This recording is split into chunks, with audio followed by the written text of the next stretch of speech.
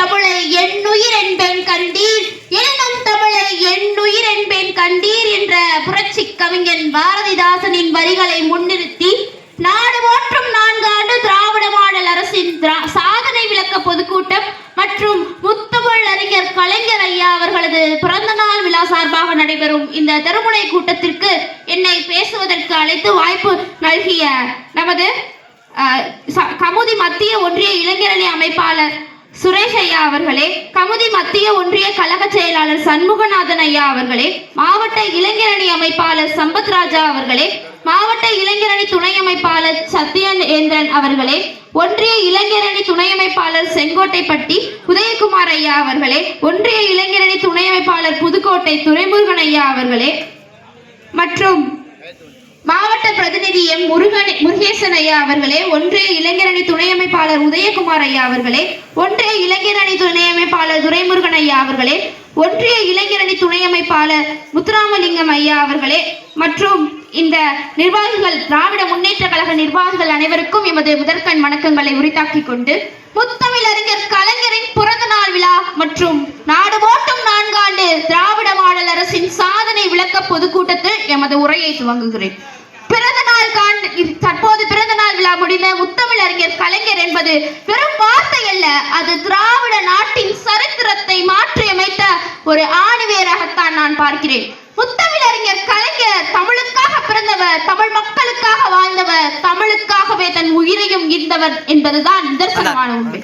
11 வயது சிறுவனாக இருந்த போதே ஒரு போராட்டத்தில், இந்திய எதிர்ப்பு போராட்டத்தில் ஓடி வந்த இந்தி பெண்ணே கேள், நீ தேடி வந்த கோலையுள்ள நாடு இதல்லவே என வீர முழக்கமிட்டார் 11 வயது சிறுவனாக 1937. அன்று தொடங்கியது முத்தமிழ் அறிஞர் கலைஞரின் அரசியல் பயணம். அது அன்றோடு நின்றுவிடவில்லை.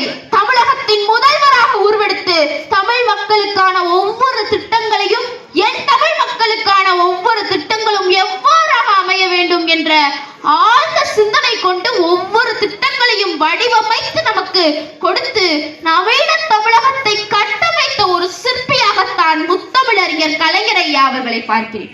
ஒவ்வொரு விஷயத்திலும் நவீனத்துவம் இருந்தது. அவர் மக்களுக்கு அளிக்கவிருந்த உணவிலிருந்து, அவர்கள் கற்கக்கூடிய கல்வியிலிருந்து, அவர்களுக்கு கிடைக்கக்கூடிய வேலை வாய்ப்புகளில் இருந்து அத்தனையிலும் நவீனத்துவத்தை பூத்தி நவீன தமிழகத்தை சிற்பமாக வடிவமைத்த ஒரு சிற்பிதான் முத்தமிழ் அறிஞர் கலைஞர் அவர்கள். கல்வியில் நவீனத்துவம், ஒவ்வொரு மாணவரும் தமிழ் வழியில் கற்க வேண்டும், தாய்மொழியின் வழியில் கற்க வேண்டும். தாய்மொழி கல்வியின் முக்கியத்துவத்தை மாணவர்கள் மனதில் பதிய வைத்து இன்றும் நமது தமிழ்நாட்டில் தமிழ் நிலைத்துள்ளது என்றால் அதற்கு காரணம், அதற்கு வடிவமைத்தவர் முத்தமிழ் அறிஞர் ஐயா கலைஞர் என்பது மிகையல்ல. அடுத்ததாக 1 ரூபாய்க்கு அரிசி இன்று பல வீடுகளில் உலை கொதிக்கிறது என்றால் அதற்கு வித்திட்டவர் முத்தமிழ் அறிஞர் ஐயா கலைஞர் அவர்கள். அடுத்ததாக என்ன செய்தார் என்று கேட்டால், தமிழ் மொழிக்கான மரியாதையை மீட்டுக் கொடுத்தவர், செம்மொழிக்கின்ற அடையாளத்தை தமிழுக்கு சூட்டி அழகு பார்த்த ஒரு நவீன மேதைதான் முத்தமிழ் அறிஞர் ஐயா கலைஞர் அவர்கள். இருந்தும் உயிர் வாழ்தல் வேண்டி பறந்து கெடுக உலகு இயற்றியான் என்றான் திருவள்ளுவர்.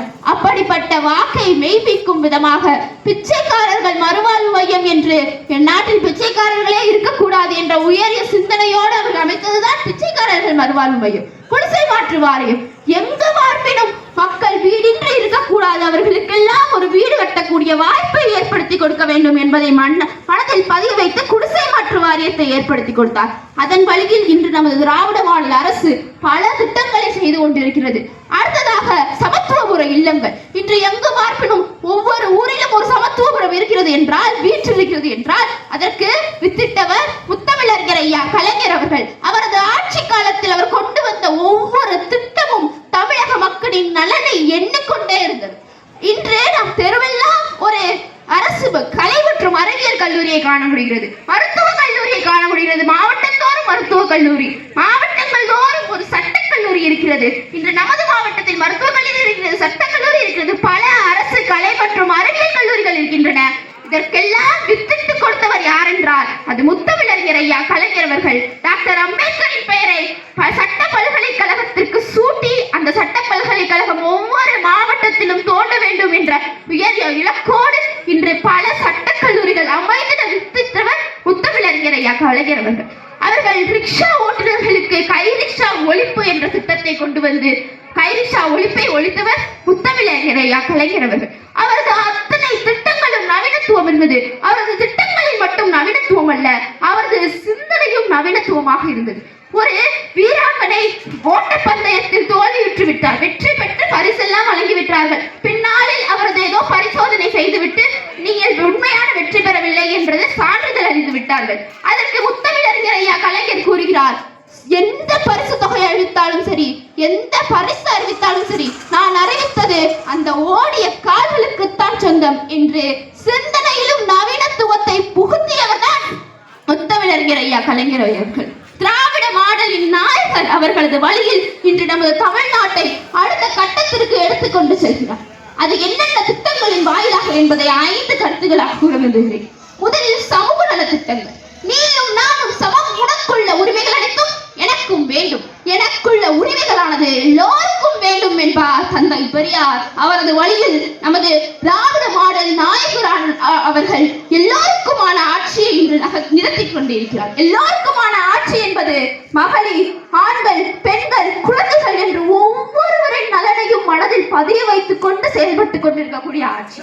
மகளிருக்கு தனி திட்டத்தை வகுத்து கொடுத்திருக்கிறார். ஐயா கூறியது போல புதுமை பெண் திட்டம். நிமிர்ந்த நன்னடையும் மேற்கொண்ட பார்வையும் நிலத்தில் யாருக்கும் அஞ்சாத நெறிகளும் திமிர்ந்த ஞான செருக்கும் இருப்பதால் செம்மை மாதர் துறங்குவதில்லையாம் என்பான் பாரதியின் வரிகள்.